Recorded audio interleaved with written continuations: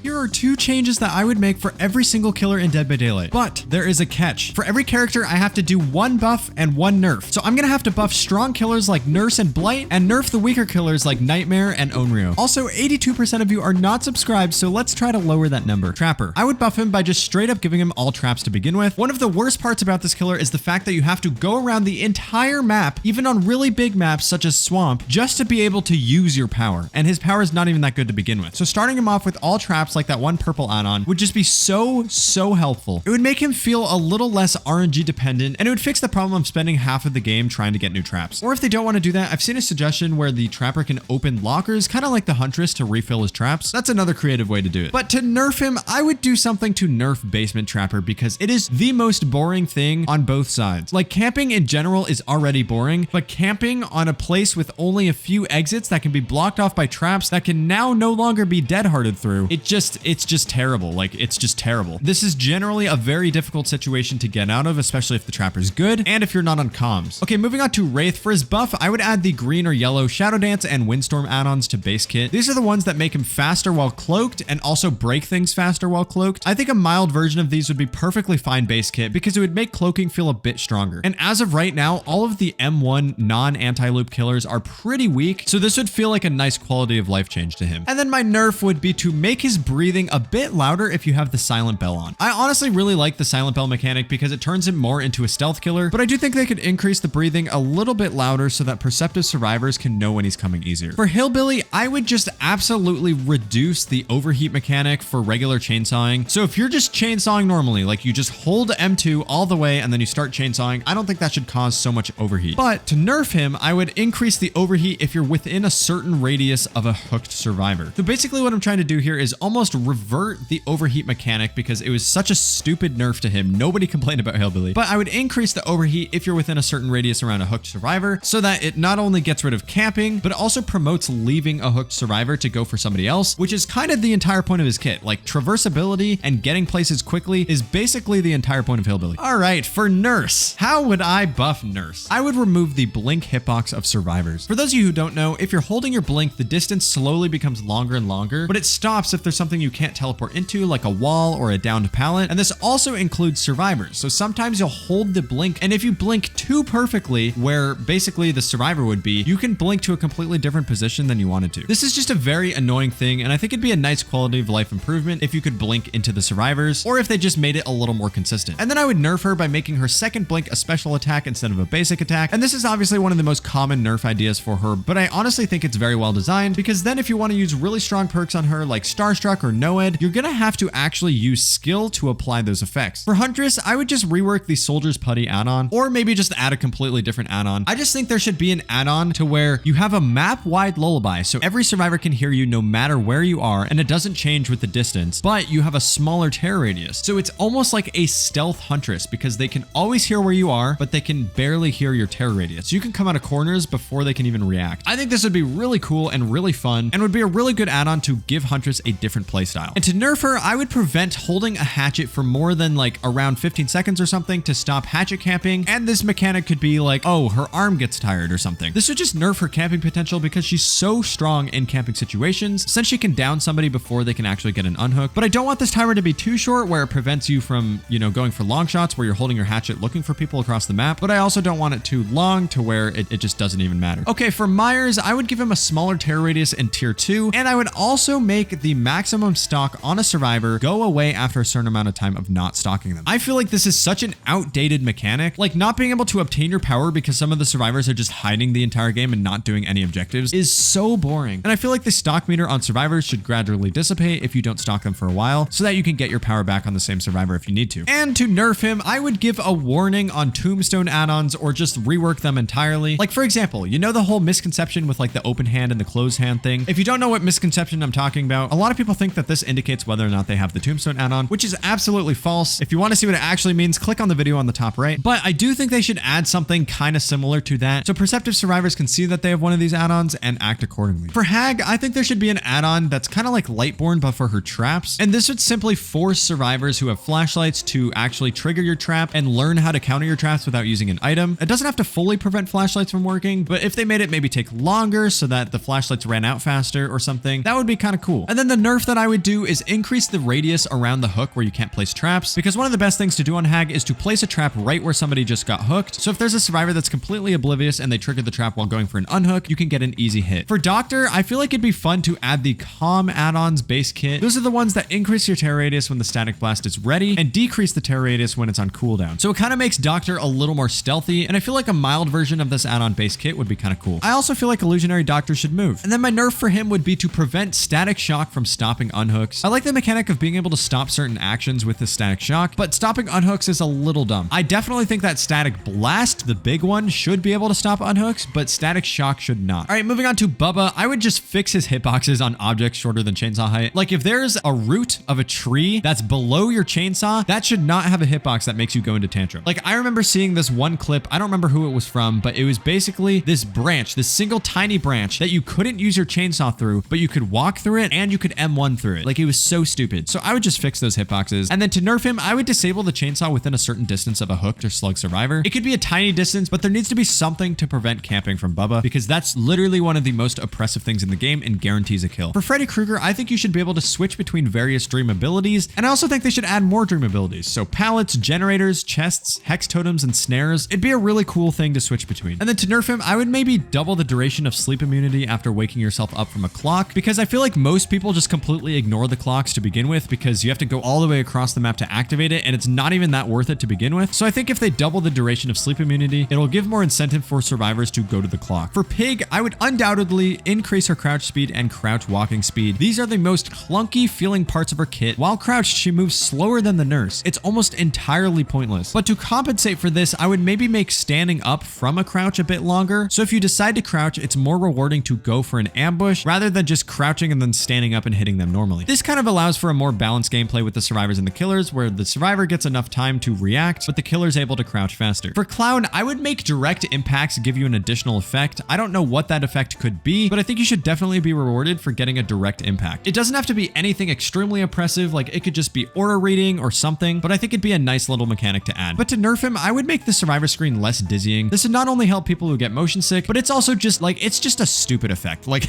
I don't think a single survivor enjoys looking at a screen like that. For Spirit, this might be a pretty controversial one, but I would just entirely remove her directional audio. I liked this change at first because it gave survivors counterplay, but now the Spirit feels so generic and she just doesn't feel unique at all. So I think a really nice thing to compensate for this would be to make Spirit blip in and out of existence while phasing, and each blip has directional audio. So you never know where she's phasing except for when she's blipping in and out of existence. And this would just allow for a much more interesting gameplay mechanic between the survivor and the killer, because the killer can understand the timing of the blips and pretend like they're going one way with that mechanic and then go the complete opposite direction. For Legion, I would reduce the cooldown after canceling your power. I think the cooldown is a bit absurd and gives you way too much distance. I know they reduced it a little bit, but I think they should reduce it even more. But I think they should keep the cooldown the same if you actually miss your attack. So if you're trying to hit a survivor and you miss, then I agree that you should have a lengthy cooldown, because like you could have avoided that situation. But if you purposefully cancel your power, I don't think it should be as bad. And then to nerf the Legion, I would make Eerie Pin only activate after you hit someone once while in Feral Frenzy. This is the add-on that allows the Legion to break pallets while in Feral Frenzy just by vaulting over them. And this is so unbelievably strong, and I think it should be limited to only activating after you hit somebody. So if a survivor throws a pallet while you're chasing them normally, you can't just immediately go into Feral Frenzy, vault over the pallet, break it, and get a hit anyway. For Plague, this is probably one of the coolest buffs I've come up with regarding changes for killers, and this is a completely new mechanic. It would let you grab Corrupt Purge from anywhere on the map. Now hear me out. It would take a while, maybe, 5 to 10 seconds or something. It would use up every single corrupt fountain on the map. The length of it would depend on how many corrupt fountains there are, and while she's charging this thing up, there is map-wide audio of her speaking so that everybody knows that it's happening soon. I think this would be so cool and would allow Plague to actually be able to use her power in those games where survivors decide not to cleanse. And I think it'd make Plague games much more interesting, because now survivors really have to decide whether or not they want to cleanse, because right now the best thing to do against Plague is just to not cleanse at all so she can't use her power. And then to nerf her, I would make Iron Will affect coughing as well. Iron Will is practically useless at the moment, so I think just adding this small little buff to where Iron Will also reduces the noises of coughing would help just a tiny bit in the stealth department. For Ghostface, just like the Pig, I would increase the crouch walking speed. You already get severely reduced vision, and since he's pretty short, it's hard to see while you're in tall grass or something, so I don't really see the point in reducing his crouch walking speed. But to nerf him, I would make it so that you're able to be revealed revealed from further away, because sometimes it's so annoying as the survivor when you're looking directly at the Ghostface, but he's too far away to be able to reveal him, yet he can expose you. It should be relatively equal. For Demogorgon, I think he should be able to replace portals like you can with hag traps. I don't see why he can't already. It'd be such a nice quality of life change, and would also require you to think about which portals you placed in which order so you don't accidentally delete one of your good portal placements. To nerf him, I would reduce the hitbox of his shred a little bit just to force you to be more precise, because I feel like the hitbox is so insane. Like as survivor, the hitboxes are bad just because of ping, but even as killer, sometimes I'll get hits that don't look like they should have connected at all. So I definitely think they should try to rework the hitboxes a little bit. For Oni, I would increase the passive charge rate of his power. Right now, it takes like 6.3 minutes or something to fully charge up. That is absurd, and I don't even know why it's in the game to begin with. Like that barely helps anything. I feel like they could even double this and it still wouldn't be that bad. And to nerf him, I would reduce the maximum flick angle when hitting in Demon Dash to add some counterplay for tight corners, because if the Oni's good enough, corners will do absolutely nothing unless it's extremely tight. So I think the flick angle should be a little bit less to make it easier to use tight corners to the survivor's advantage, so the Oni has to be better about catching the survivor in a bad position. For Deathslinger, I would increase the range of the gun by a few meters so you can go for cooler shots. One of the most satisfying parts of the Deathslinger is being able to go for cool shots, and having extra distance would make it even more fun. And to nerf him, if the chain is attached to someone through a window, make it break a bit faster. The reason I'd want to do this is because one of the dumbest parts about his kit is being able to completely mitigate windows. So if you have good aim and a survivor vaults a window, you can shoot them. Windows are kind of uncounterable for this killer, because if a survivor vaults it, they get shot, and if a survivor doesn't vault it, they just get hit. So I think if the killer shoots them through the window from pretty far away, the chain should break faster to prevent these situations from being too oppressive from long ranges. For Pyramid Head, I would make it easier to keep the trails up around the map and keep them up for longer. Plus, please do an add-on rework, please. He has some of the worst add-ons in the entire game. But yeah, I feel like the trails need to be used much more often, and they just seem so inconsistent because they can't be near like so many different objectives that they're just constantly disappearing for like no reason. Well, I guess there is a reason, but it's not clear to people playing him for the first time. But to nerf him, I would make the cooldown for canceling your power more punishing while in chase. So if you put your sword down in chase, you really need to commit to using your power, or else the survivor will gain a ton of distance. All right, for Blight, in order to buff the Blight, I would just straight up fix the freaking hitboxes that you slide right off of. These are so annoying and are entirely a bug. Blight should never be able to run straight towards a wall, like completely perpendicular, and just slide completely off it. So just fix that, please. And then obviously to nerf him, I would nerf the strong add-ons. There's so many extremely strong add-ons on him, and I think they just need to be reworked or nerfed a little bit. For the twins, I would make it so that you could allow Victor to jump on top of objects without dying. I'm sure there's some sort of technical reason why Victor can't do this to begin with, but if we're ignoring technical reasons, I feel like it'd be cool to allow Victor to almost do parkour and be able to go for some sick trick shots. And then to nerf the twins, I would do something to prevent ultra slugging. I don't know what that is. I'm not a game balancer, so I don't know what would be designed in a balanced manner, but I think the ability to ultra slug as Victor is so dumb and should not exist, like at all. Because Victor, especially if the killer has high ping, is relatively uncounterable on most maps, so I'd really want something to make these situations less oppressive. For the Trickster, I would make it so that the knives stay in the survivors and don't go away until survivors pull them out, or add some sort of optional objective like vaccinating against Nemesis. But to nerf him, I would make him less spammy and more like a faster Huntress, but have the knives go completely straight for an unlimited distance. I don't know how balanced this would be and how to make it so that it's not too similar to Huntress, but I think having something that goes completely straight for an unlimited distance, where you only have to account for projectile speed, would make it actually kind of fun to play, because you could go for really cool cross-map shots. And it would significantly decrease the annoying spammy nature of his kit. For Nemesis, I would make tier 3 a much more significant difference than tier 1, and then to nerf him, I would make tier 1 weaker than it is now. I feel like the only good part about tiering up as Nemesis is to be able to break pallets and doors with your tentacle, but that's in tier 2. Like tier 3 barely does anything. It only adds 1 extra meter of your tentacle's range, which obviously is not a lot. So I think they should make him more Myers-like, to where tier 3 is much stronger than tier 1, so it actually incentivizes you to get to tier 3. For Pinhead, I would make it so that the box on the ground is a bit louder, so it's easier for Pinhead to find the box, because on some maps with tall grass and different obstacles and stuff, it's pretty hard to just see the box in general if it's hiding in something. So I just want the audio to be a bit louder for the Pinhead, so if they're able to understand the spawn logic, it'll be easier to find. And then to nerf him, I don't really have a proposed idea, but I'd want to make it easier for solo queue survivors to solve the box, because that is the main gripe the community has with this killer, because solo queue suffers drastically from this mechanic, since survivors either waste time all going for the box, or waste time because nobody's going for the box. I thought about making it so that survivors could all see each other's aura when they were in chain hunt, but this would obviously be extremely strong and would definitely be imbalanced. So if you guys have any ideas, feel free to put them in the comments below. For the artist, I think they should buff her by letting her crows break breakable walls from anywhere on the map. So if you understand the spawns of the breakable walls, you can just break them from extremely far away. And maybe you'd have to use all 3 crows to break it or something, or only allow it to break if the crow doesn't go through a wall or an obstacle, just to make it a little more balanced. And then to nerf her, I think that survivors that run through an idle crow should make it disappear, kind of like the Dredge's remnant. I don't believe that the survivors should get the crow's effects if they run through an idle crow, because that kind of puts them into an uncounterable situation where they either get crows or they get hit. For the Onryo, I have a quick quality of life change that isn't actually kind of part of the buff, but it's just make it easier to tell if you're manifested or demanifested. Sometimes if you're not really paying attention and you're kind of going autopilot, it's really hard to see if you're manifested or demanifested. Like for the Wraith, you know he's cloaked because he's completely invisible. But for Onryo, it's not that different besides just phasing in and out of existence every once in a while, which is sometimes hard to spot if you're like paying attention to other things. And then to nerf her, I would just add some sort of flashlight weakness. I don't know what that would be, whether that be slow her down while she's crawling out of a TV or whatnot. The actual buff to her would allow her to walk through pallets and be immune to stuns while manifested. I think this would be a nice buff to increase her chase potential because that's what she's lacking in the most. Okay, we only have 2 killers left. If you've made it this far in the video, go drop a like and leave a watermelon emoji down below. For the Dredge, I would change the locker teleport prioritization. Right now, if there's 2 lockers and only one of them is locked, you physically cannot teleport to the unlocked locker. It'll always teleport you to the locked locker. So the survivors can almost get twice as much use out of the same lockers. So I think they should change it so that the Dredge can teleport to whatever locker he's looking at, no matter what. This would force the survivors to actually lock both lockers to be able to counter his teleport. And then to nerf him, I would just make like a lullaby thing in Nightfall for when the Dredge gets close. To be honest with you, I don't know if this is the case because there's like those babies crying, but I don't know if that's just ambiance in Nightfall or if that's an actual lullaby thing. But I think if there's not, there should be a lullaby of some sort. It could be really, really faint, but just something to allow the survivors to know that you're kind of close. And finally, for Wesker, I would increase his hitbox range by 25%. I haven't actually played with him since he was released on live servers, but supposedly the 50%